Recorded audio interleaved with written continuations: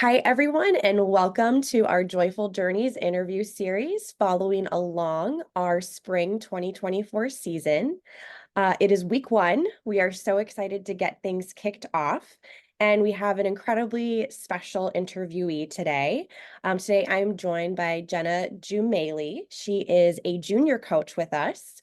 And not only is she a junior coach, she goes above and beyond for us at Girls on the Run here. She also serves on our Coach Advisory Council. And Jenna was also a Girls on the Run participant herself back in the day. So Jenna, I know you have a ton of insight to share with us, and we're so grateful to have you with us for Joyful Journeys, the interview series, and of course, to have you back with us for the spring 2024 season. Thank you so much. Yeah, I'm excited. Wonderful. Well, let's get some things started. Tell us about your Girls on the Run journey. What is it like having memories of being a Girls on the Run participant yourself and now helping lead a team as a coach? So I started Girls on the Run in fourth grade. I went to Cunningham Park Elementary School. I really did have a special connection with my coaches, with the teammates who I'm still friends with to this day. So I think like all the lessons that we learned really did bring us together and help us bond. And that was super important because that definitely left a mark on me. And when I found out there was like a junior coaching position open, I went straight for it. I applied for it. I found out when I was 15 and I was like, oh, darn, I'm not old enough. So I waited for my 16th birthday. And I was ready to go back to the same school. I'm seeing like all these girls with the same teachers I had. And I'm meeting new coaches. The head coach, Kelsey, she was so helpful and really welcoming. She was really funny too. So I learned so much from her, and I really did apply what I learned from Girls on the Run as a participant into coaching now. Yeah, that's so awesome and so special that you have that connection of I'm now leading a team at the exact elementary school that you participated in, which is like such a cool connection. And I love that you make, that connection as well between what I learned when I was a kid and now what I'm getting to mentor and lead the girls through. I think that's such a very cool story. And I hope one that is common throughout our Girls on the Run community. We do have a lot of junior coaches that have participated in the program and come back to coach. And I think, out of all of our coaches, you guys are the experts because you've done this. You've been on the other side. You know what it's like to be a girl in this program and have it impact you in such a positive way. And now you get to bring that perspective to your coaching experience. It's just wonderful. So what do you remember? So with this, talking about week one, this is when all the teams are coming together for the first time and meeting each other. Maybe there's some apprehension, maybe there's some anxieties, like, nobody really knows what's going on yet, but you really start to come together and bond as a team. So what do you remember about coming together as a team when you were a GOTR participant? So I had a really welcoming coach. I think that's such an important thing, like having an adult there who's not only willing to welcome you, but willing to listen and hear out your needs. Because I know have it's a different experience for everyone. And I really think that the coaches are there to also adjust to the girls' needs. Like I felt like I was honestly such a runner. I was ready to run. So I a lot of the time we did the activities while we were running, which we do now too. As I'm coaching, we do the same thing. I think it's important that those girls get their energy out and learn about my number one thing that I remember was star power, especially the first week. We learned so much about star power and being able to stand your ground and be confident and have that self-esteem. And that really did work within that first week because we were just open. We were really just having fun. It was the most fun experience I've had. Absolutely. And like, so what is it like now to facilitate that team bond as a coach, to kind of guide girls through that very first week and maybe guide them through their apprehension and look at the ones that are the runners that are ready to go and maybe look at the other girls on the team that maybe don't have as much experience running. How do you, as a coach, kind of bring those two, you know, personalities of girl together, or every personality of girl together on the team to really facilitate that bond? So, the very first thing that I do is to memorize their names. I think it's so important that they know that I know who they are, so that they feel more welcome and or I feel more present with them as well. And I really think when it comes to those friendships, a lot of them already have their own friendships as well, since, they're different grades, they're all in the same grade, or maybe they're in the same class, things like that. So we all tried our best as coaches to kind of give them opportunities to meet each other. So things like find someone else to talk to today, or make a new friend and run with them, have a new running buddy. Like feel free to just get a group together, run together, do the activity together, find someone that you haven't partnered up with before. So things like that. We do our best to make sure that we're working as a team and it's a team effort.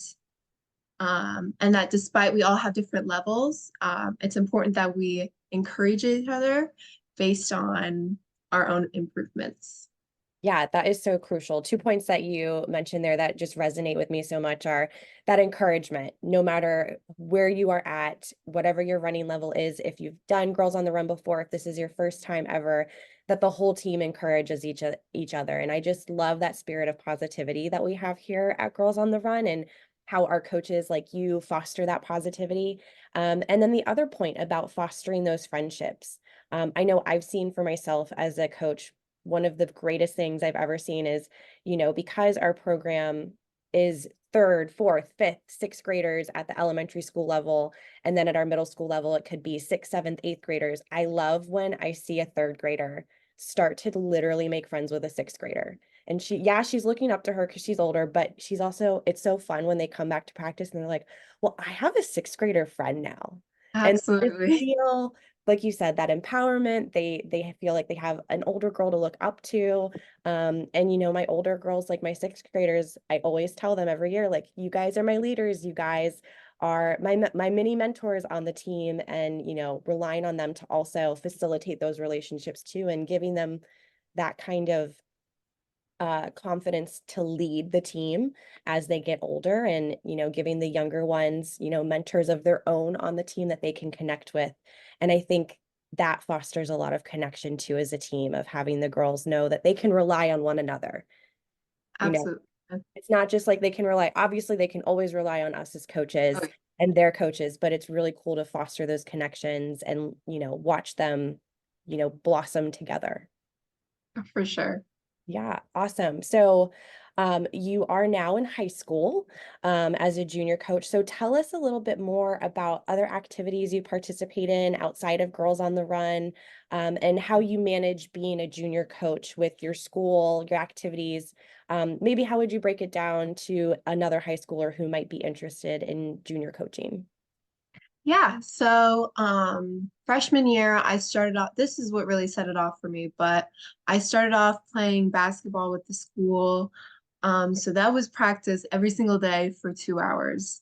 So it was definitely a lot, but I try to compare it to Girls on the Run and say, oh, this is only twice a week and it's 1 hour per Mhm. session. Like it really isn't something that like, oh my God, I'm not going to have time for homework or anything like that. I definitely have time for homework. I have time for clubs, after school help. Um, it's super helpful when we have so many coaches, because sometimes they'll say, hey guys, like I have to meet with a teacher after school today. I don't think I can make it. Do we have enough coaches? And they'll say yes. Most of the time, I think we've never had a problem of not having enough coaches because we've had so many, Yeah. which is great because that allows for more girls to sign up as well. But yeah, I do a lot of volunteer work, so I feel like I'm definitely used to it, and I'm used to having like workouts after school every day. So this was something that I really wanted to put time towards. So I think if it's something that is like, you're kind of iffy about it, I feel like it was either going to be coaching, junior coaching, or being a Team Adelaide um, supervisor, I believe, where you can substitute or you can do things like that. But I knew I wanted to be with this school and I wanted to put my time forward. Um, and yeah, I mean, I'm doing fine. I'll have to miss practices every once in a while, but it's definitely worth it to see these girls and to run with them, and to bond with them. I have so much fun. They're literally my friends. Like we're all we're all like a big group of friends, and I really do appreciate that, especially after a long day of school. That's awesome. So, I heard you talk a little bit about joining the basketball team and that you volunteer now. And, teamwork and volunteering are two really big core components of what we teach the girls at Girls on the Run. So, how did what you learned at Girls on the Run impact you being a team player on your basketball team?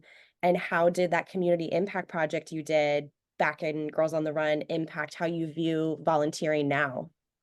So I really do think that like my number one thing with volunteering is when you give back, that energy and that happiness really does come back to you. So that idea of paying it forward after all, like I think that it's not even about like getting service hours or just like doing something for the community, which absolutely it is, but it's also a good feeling for yourself. Like when we were doing our impact project, we made bracelets for a school whose student population was students with disabilities. Okay. Um, we had these amazing, the creativity that these girls had, they made their own bracelets as they were running.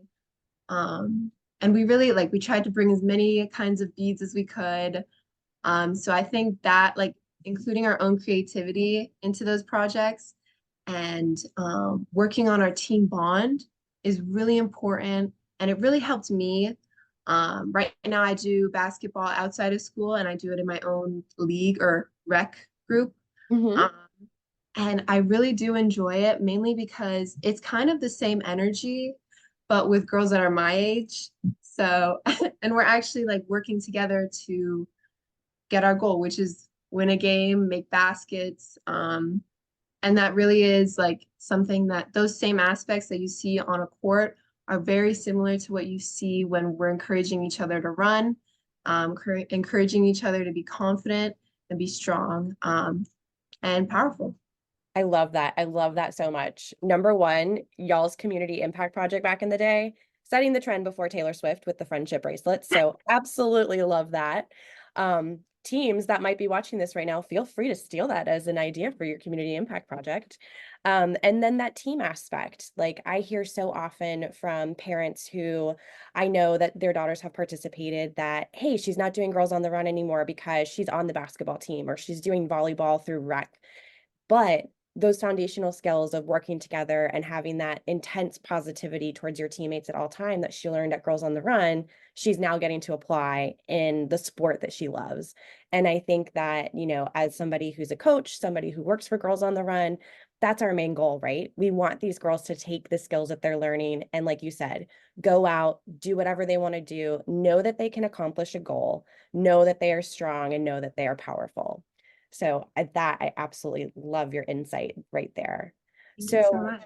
with all of that in mind, what has you the most excited for this spring 2024 season and the weeks ahead? I can't wait to see all these girls again. Um, Especially after knowing them. I feel like I got to know them so well and I got to bond with so many of them. I really can't wait to see them again, especially in the spring. It's going to be warmer. Um, it's not going to be as cold. And I can't wait to get back into it. Learning more about the curriculum as well. I feel like this time I'll definitely have more experience teaching and adapting to those curriculums, kind of helping out our head coach as well, especially after going through one season as a leader rather than a participant this time. Hmm. Uh, so yeah, I'm really ready to get back into it.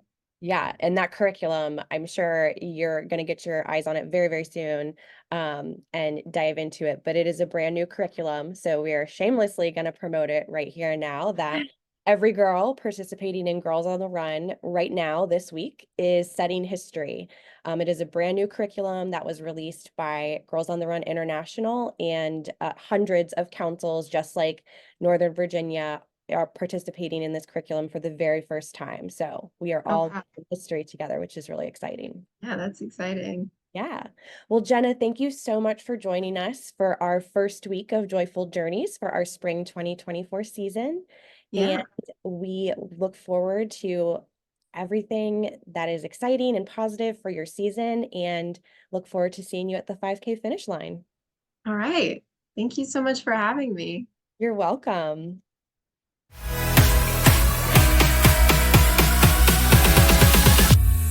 This episode of Joyful Journeys is brought to you by Girls on the Run of Northern Virginia.